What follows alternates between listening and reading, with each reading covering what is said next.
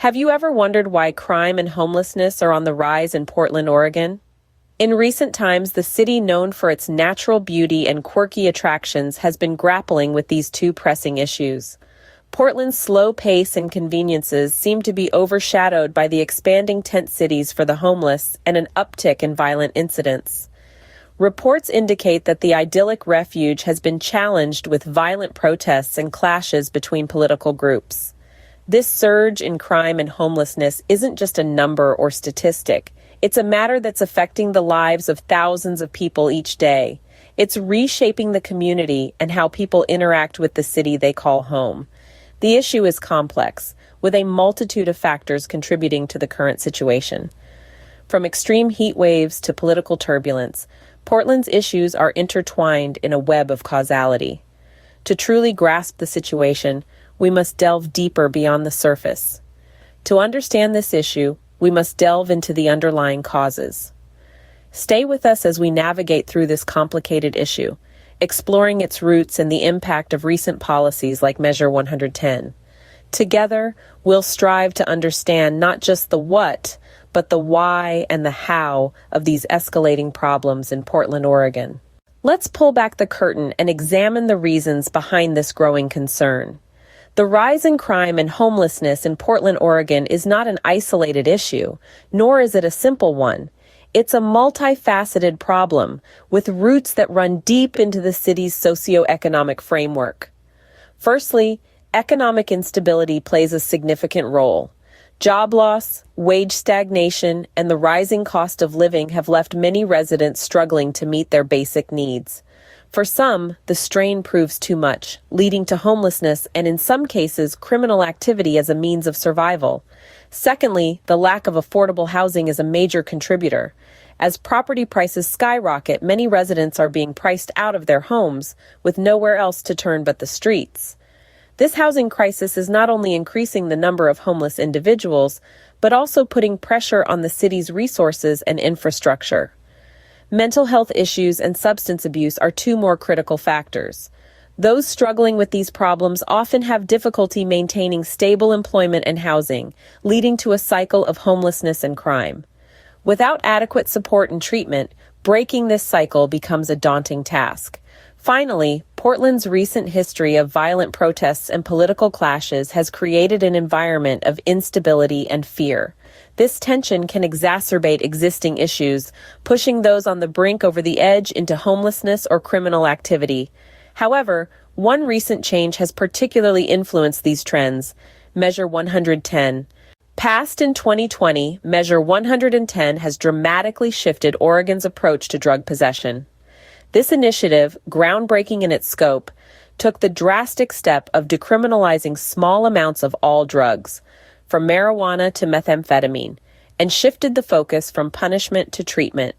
Instead of being faced with jail time, individuals found in possession of personal use amounts of drugs are either fined $100 or asked to undergo a health assessment, which could lead to addiction counseling or other treatment services. The revenue for these programs is drawn primarily from the state's marijuana tax and expected savings from reductions in arrests and incarceration. The idea behind Measure 110 was simple: treat drug addiction as a health issue rather than a criminal one. But has this approach been effective? The answer is complex. While some laud the measure for its humanistic approach towards addiction, others point to it as a contributing factor to the rise in crime and homelessness in cities like Portland. The logic follows that by removing the criminal deterrent, Measure 110 may have inadvertently encouraged drug use, leading to an increase in drug-related crimes and exacerbating homelessness. However, it's essential to remember that correlation does not always imply causation. It's also possible that other factors, such as economic hardship and lack of affordable housing, are playing significant roles in these issues. Measure 110 is a bold experiment in drug policy, and like any experiment, it will take time to fully understand its impacts. It's clear, however, that the measure alone cannot solve the complex issues of drug addiction, crime, and homelessness. So, given these impacts, what can we do to address these issues? Though the situation is complex, there are several potential solutions we might consider. The rise in homelessness and crime in Portland, Oregon is not an isolated incident, but rather a part of a larger, interconnected set of challenges. To address these, we need to consider a range of strategies, each targeting a different facet of the issue. Firstly, affordable housing initiatives could play a significant role in reducing homelessness. By increasing the supply of low-cost housing and providing rent subsidies, we can ensure that more people have access to safe and stable homes. This could help to break the cycle of homelessness and reduce the strain on emergency shelters. Secondly, we must also consider the role of mental health in this crisis. By increasing the availability of mental health resources, including counseling and addiction services, we can support those who are struggling and potentially prevent them from falling into homelessness or criminal activity in the first place. Job programs are another crucial component of a comprehensive solution. By providing job training and placement services, we can help people to gain the skills they need to secure stable employment and lift themselves out of poverty. This not only addresses economic hardship, but can also provide a sense of purpose and community, reducing the likelihood of criminal behavior. Lastly, we should consider revisions to Measure 110. While the measure has had some positive effects, it may need to be tweaked to address unforeseen consequences. This could include increasing funding for addiction services or reconsidering the decriminalization of certain substances. But it's important to remember that these solutions should not be implemented in isolation. Instead, they must be part of a comprehensive, community-centered approach that addresses the root causes of these issues. We need to build a society where everyone has a fair shot at success and where our systems are designed to support, rather than punish, those who are struggling. But to truly make a difference, we must all be part of the solution. The rise in crime and homelessness in Portland isn't just a local issue, it's a human issue. It's about our fellow citizens, our neighbors, our friends who are caught in the grip of circumstances often beyond their control. And it's about the kind of society we want to be. If we want to create change, we have to start by educating ourselves. Understand the complexities behind these issues. They are not just about the law or lack of housing. They are about poverty, mental health, substance abuse, and the breakdown of social support systems. Getting involved in local initiatives is another powerful step. Volunteer at a shelter, participate in a neighborhood watch, lend your voice to advocacy groups. These actions may seem small, but they create ripples that can lead to significant change. And finally, let's advocate for policies that address the root causes of crime and homelessness.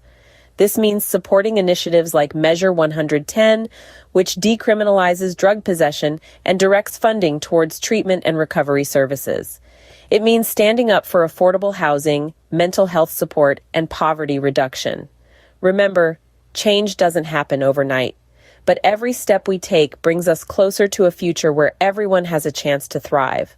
By working together, we can help create a safer, more inclusive Portland for everyone.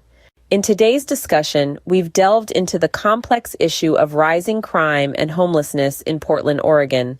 We've journeyed through the reasons behind this daunting rise, the role of Measure 110, and the potential solutions that could make a difference. We began by shedding light on the causes of this surge in crime and homelessness. From economic instability, the effects of the pandemic to systemic issues, the reasons are as multifaceted as they are deep-rooted. The growth of tent cities and the violent clashes between political groups have painted a challenging picture of the city we love. We then explored Measure 110, a unique policy approach that decriminalizes certain drug offenses and redirects the focus towards health services. While the intent to shift the narrative from punishment to treatment is commendable, the impact of this measure has been a subject of intense debate. Critics argue that it might have inadvertently contributed to the issues at hand, while proponents believe it's a step towards a more humane and effective system. And then we ventured into the realm of potential solutions. From increasing support for mental health and addiction services, to implementing robust housing policies and fostering stronger community relationships, the path to change is paved with both challenge and hope. The solutions aren't easy or quick, but they are possible with collective effort and political will. We closed with a call to action, reminding us all that our voices and our votes matter. The power to influence policy and drive change is in our hands.